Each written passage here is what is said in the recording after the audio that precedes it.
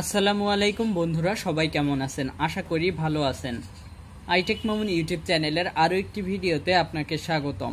iTechMamun YouTube চ্যানেলের আজকের ভিডিওর বিষয় হলো আইফোন অ্যাক্টিভেশন লক।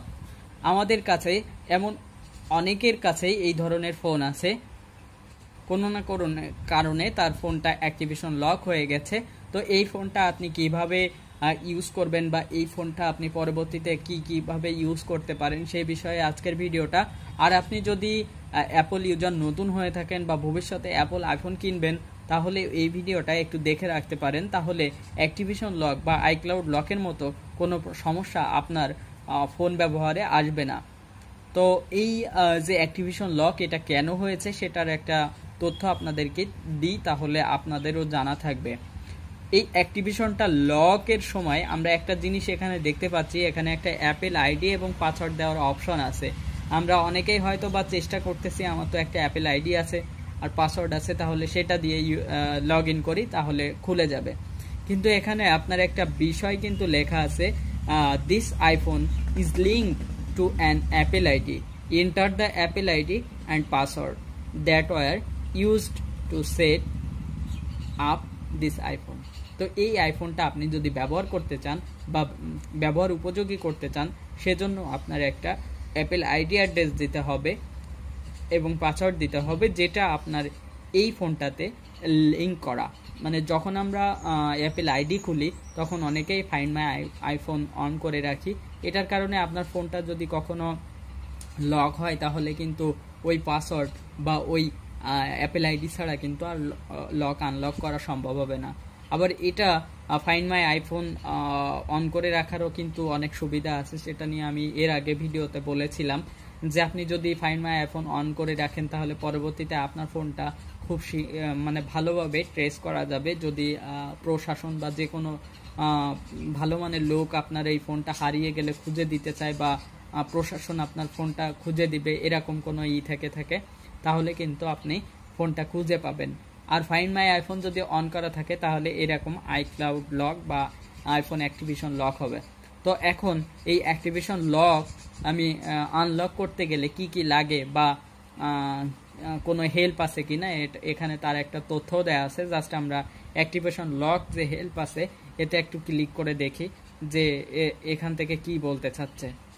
তো এখানে আমাদেরকে একটা জিনিস দেখাচ্ছে যে a password is required to active this device because its owner has used Find My iPhone to link to their Apple ID. Apple ID তে Find My iPhone অন করে রেখেছিল।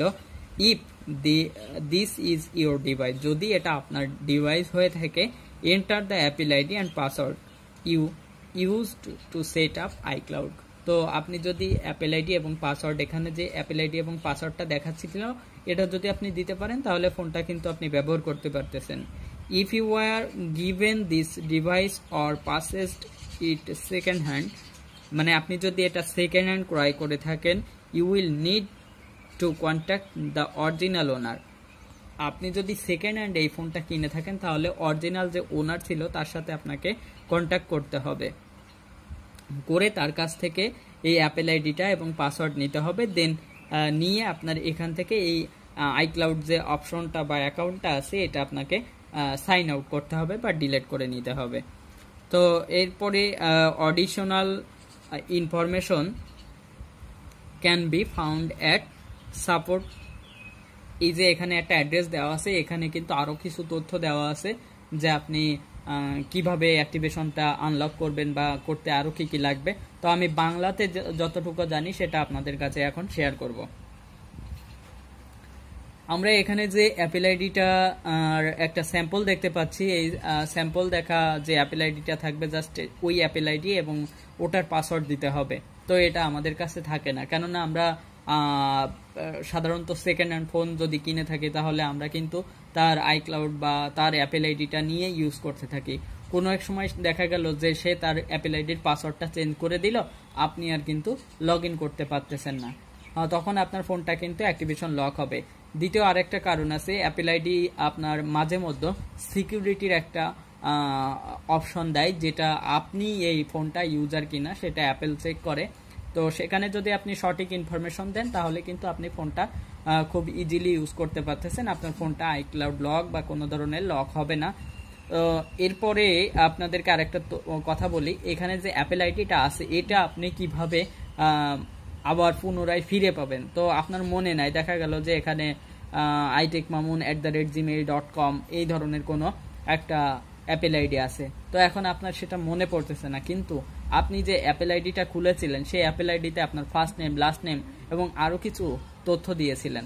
তখন আপনি এই অ্যাপেল আইডিটা কিন্তু ওই তথ্যগুলো যদি আপনার জানা থাকে তাহলে অ্যাপেল আইডিটা আপনি জানতে পারলেন। এখন সেটা জানার পরে আপনার বাকি থাকতেছে পাসওয়ার্ড, তো পাসওয়ার্ডটাও কিন্তু আপনি রিকভার করতে পারবেন।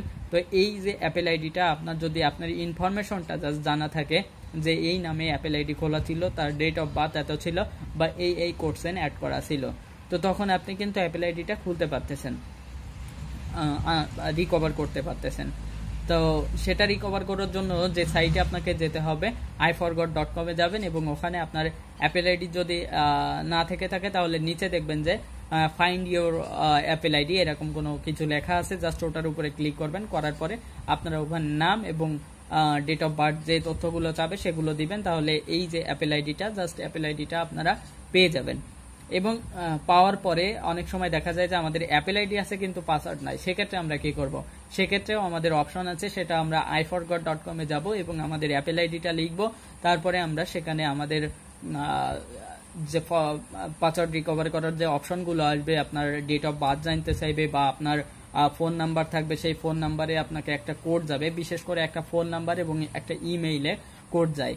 যদি ফোন নাম্বার অ্যাড করা থাকে তাহলে ফোন নাম্বারে যাবে, যদি ইমেইল থাকে তাহলে ইমেইলে যাবে। তো আমরা যখন ফোন নাম্বার অ্যাপেল আইডি খুলবো তখন আমরা ফোন নাম্বারটা অ্যাড করে নিব, তাহলে আমাদের পরবর্তীতে পাসওয়ার্ড রিকভার করার জন্য খুবই সহজ হবে। আমি আমার অনেক ভিডিওতে আপনাদেরকে বারবার করে বলে রেখেছি যে আপনারা অ্যাপেল আইডি খোলার পরে আগেই আপনারা ফোন নাম্বার অ্যাড করে নেবেন। আপনি যদি বিদেশ থেকে দেশে আসেন তাহলে বিদেশের যে নাম্বারটা আপনার অ্যাড করা থাকে ওই নাম্বারটা চেঞ্জ করে আপনি বাংলাদেশে একটা নাম্বার দিয়ে নেবেন, তাহলে আপনি কিন্তু দেশে এসে ওই অ্যাপেল আইডিতে আপনি ফোন নাম্বার আবার নতুন করেও চেঞ্জ করতে পারবেন বা আপনার দেশে আসার পরে পাসওয়ার্ড ভুলে গেছেন রিকভার করতে পারবেন। এখন আসি অ্যাপেল আইডির পাসওয়ার্ড আমরা কিভাবে বের করব বা এই অ্যাপেল আইডিটা আমরা কিভাবে খুঁজে পাবো এটা নিয়ে তো বললামই। এখন আসি এই যে ফোনটা আছে এই ফোনটা আমরা অন্য কোনো উপায়ে ব্যবহার করতে পারবো কিনা। অনেকেই বলে যে ফোন বাইপাস করে ইউজ করা যায়, বাইপাস করে সিম ইউজ করা যায়, আরো অনেক তথ্য আছে। অনেকেই অনেক টাকা নেয়, যেটা এটা বাইপাস করতে লাগে না, জাস্ট আপনি ফ্রি বাইপাস করতে পারবেন। এর জন্য আপনার ফোনে শুধু নেট কানেক্ট থাকা লাগবে, অন্য একটা ডিভাইস থেকে আপনাকে ওয়াইফাই শেয়ার করে নিতে হবে এটা চালাতে গেলে। তো এই বাইপাস নিয়ে আমি পরবর্তীতে একটা ভিডিও তৈরি করব, আশা করি বাইপাসের ভিডিওটা যারা দেখবেন তাদেরকে ফোনটা ফেলে রাখা দরকার হবে না, ফোনটা নর্মালি নেট ইউজ করতে পারবেন বা ফেসবুক ইউজ করতে পারবেন, এই কাজে ইউজ করতে পারবেন। বাইপাস দুই ধরনের হয়ে থাকে, একটা হলো পার্মানেন্ট বাইপাস আর একটা হলো DNS server bypass. DNS server বাইপাসে যদি আপনি বাইপাস করেন তাহলে আপনি ফোনটা জাস্ট সোশ্যাল মিডিয়া বা ইন্টারনেটটা ইউজ করতে পারবেন, ইন্টারনেটে যে কাজ করতে পারি আমরা জাস্ট সেই কাজগুলো করতে পারবো।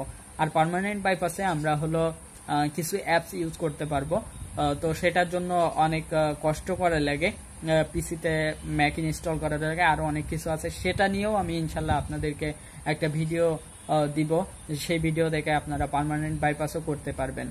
তো প্রথমে আমি যে ভিডিওটা দিব সেটা হলো ডিএনএস সার্ভার বাইপাস, এটা অনেকের দরকার হবে তাই এটা আগে দিব এবং পরে আমি পার্মানেন্ট বাইপাসের যে অপশনটা আছে সেটা আপনাদেরকে দেখাবো। অনেকেই ইউটিউবে ভিডিও দেখেন iCloud আনলক করতেছে কিভাবে, অনেকের অনেক ভিডিও আছে, কিন্তু অ্যাকচুয়ালি আপনার iCloud আনলক হয় না।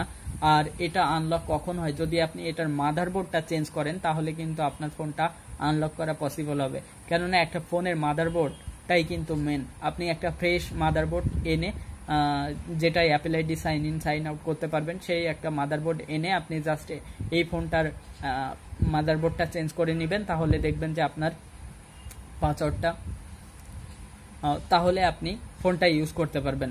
সেটা যদি আপনার কাছে যদি এই ধরনের কোনো ফ্রেশ ফোন না থেকে থাকে তাহলে খুব দাম দিয়ে আপনাকে হয়তো বা কিনে নিতে হবে, তখন দেখা যায় যে আপনার এই ফোনের যে দাম প্রায় সেই দামই পড়তেছে।